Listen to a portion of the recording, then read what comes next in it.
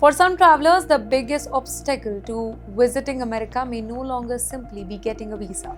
It could be the financial conditions attached to that visa.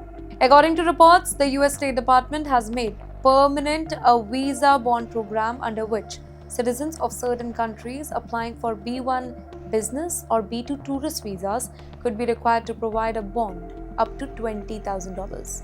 And among the countries listed, there are 12 Asian nations, Bangladesh, Cambodia, etc. The list is given right on your screens here. But yes, there is one point Indian viewers need to know here. India is not on that list.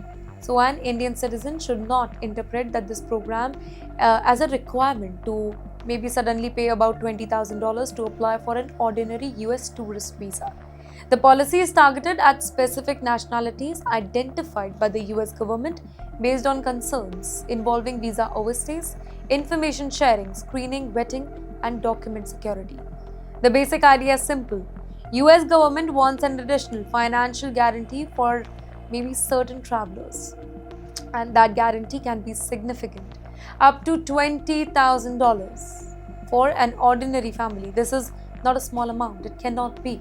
A family planning a trip to America may already be spending thousands on flights, hotel, food, insurance, and transportation.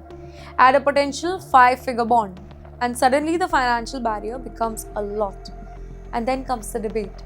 Does a visa bond actually reduce visa overstay? Well, the State Department has pointed to data from the pilot program showing a dramatic reduction in overstays among affected nationalities.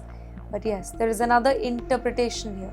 If fewer people decide to apply for a US visa because the financial requirements are too high, then naturally fewer people can overstay.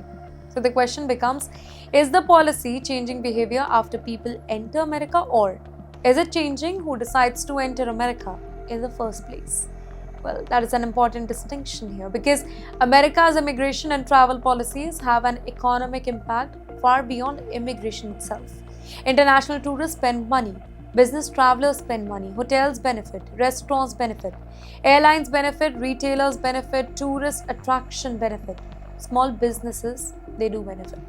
So if people begin choosing other destination because traveling to America that becomes more complicated or more expensive, the impact could spread across the economies.